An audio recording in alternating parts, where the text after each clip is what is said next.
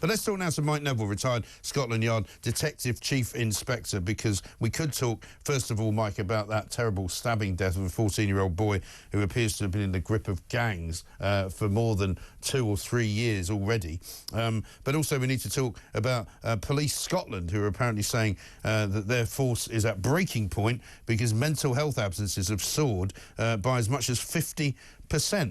Let's start with the gang culture. I mean, we hear a lot about gangs this week, grooming gangs, you know, smuggling gangs coming from abroad, now just drug gangs, I suppose, drill gangs in parts of London, where a 14-year-old boy stabbed to death in broad daylight on a bus.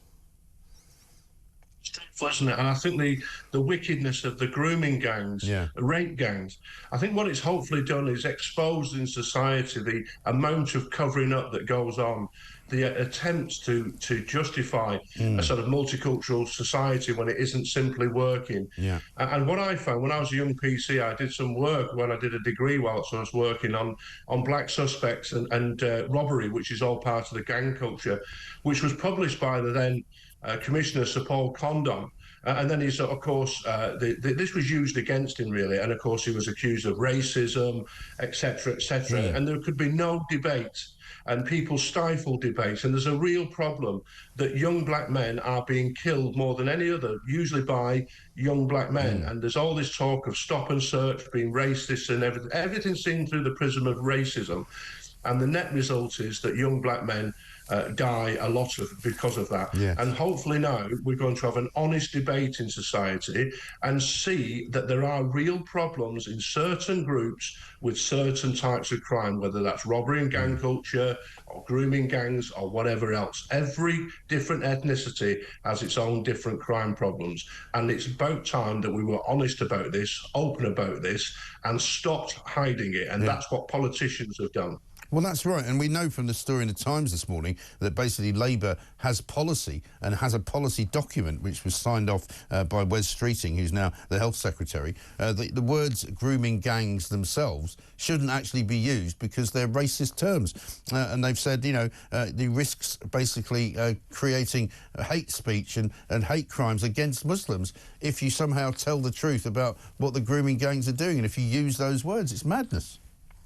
It's not only madness, it's absolutely frightening that they could use this Islamophobia accusation to silence people, to silence victims of rape, to silence those who speak against it. And it's really wicked. And I think the public will see what the MPs have done and voted against having this inquiry.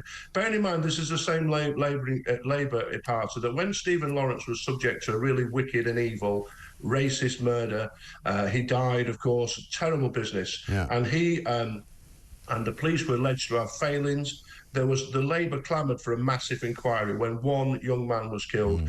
We have now thousands of girls who've been raped and possibly murdered, and there's been failings, and they are racist attacks on these girls, and the Labour Party have voted against an inquiry. I think it's just absolutely wicked what the MPs It beggars belief, doesn't it? And I think it will come back to haunt them as well, because it seems as though quite a few of the senior Labour politicians, like David Lammy, like Keir Starmer, Rachel Reeves, Wes Streeting, and I think a couple of others as well, basically didn't vote. They abstained on the subject, so that presumably down the road they can say, oh, well, we didn't actually say we shouldn't have an inquiry. We were absolutely neutral on it. Well, you shouldn't be neutral on it because we need to find out who was responsible for covering it up and for not prosecuting these men. Absolutely, and I think the trouble is with democracy at the moment, because of the failings of the Tories, we've got this massive Labour majority that no one really wanted, and half of them really don't have to turn up, you know, so half of them can abstain and they can still win any vote. But I think the public will be aghast at what's happened here. There'll be, you know, the amount of public inquiries that are called for. As your voice message said, you know, when some bald chef on the TV does touches some woman at the, you know, the bottom or whatever else, which of course is never right. But what we see in these northern towns and also places like Oxford and Telford is systematic abuse, and they want to stifle debate, and it's just evil. It is really evil. Let's talk about the state of play inside of the police forces themselves, though, because a story from Police Scotland says number of sick days attributed to ill mental health issues has risen by over 50%. Incredible number, this. Staff have taken nearly 441,000 days off since 2019 due to psychological disorders, anxiety, stress and depression. Is police work now more depressing and anxiety-ridden than it was before? I don't think it is. And there's two sides to this coin. One of it's real. We ask our emergency services to see things that most people never see. Right. So death in all its forms, you know, seeing people decapitated, murder victims, accident victims, seeing people burnt to death, all these horrible things. Me personally, I saw all these things and it didn't bother me. One thing that did bother me, I saw some child porn once and it really impacted on me. It's really, I just can't get it out of my head. It's evil and horrible. Yeah. And then one of my good friends, Powell Reardon, he was on the Grenfell inquiry. He was my super recogniser. He was spotting where the victims had gone in and he committed suicide. So I know that it's real. You know, there are some people it really impacts on. However, you've got to look at how the police recruiting the right people. They're recruiting people who don't know they have to work nights or maybe occasionally have a scrap when they make an arrest.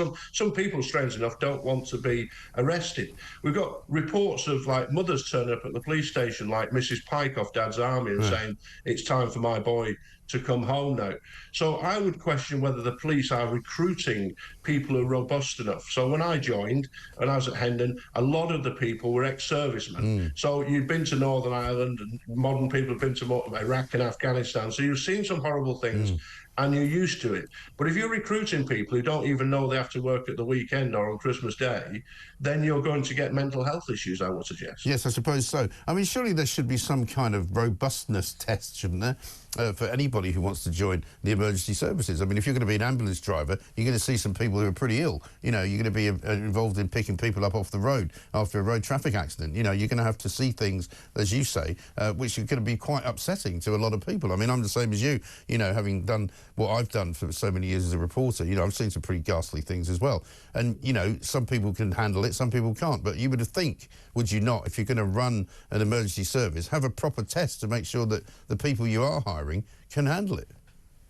One of the big problems, Mark, has been like the lockdown, because you've got police officers and no doubt ambulance workers and firemen and whatever else recruited over Zoom. So no one's ever seen these people face to face, chatted to them, seen what they want. And also, we've got to look at, it's a reflection of society. Society is almost infantilized these days.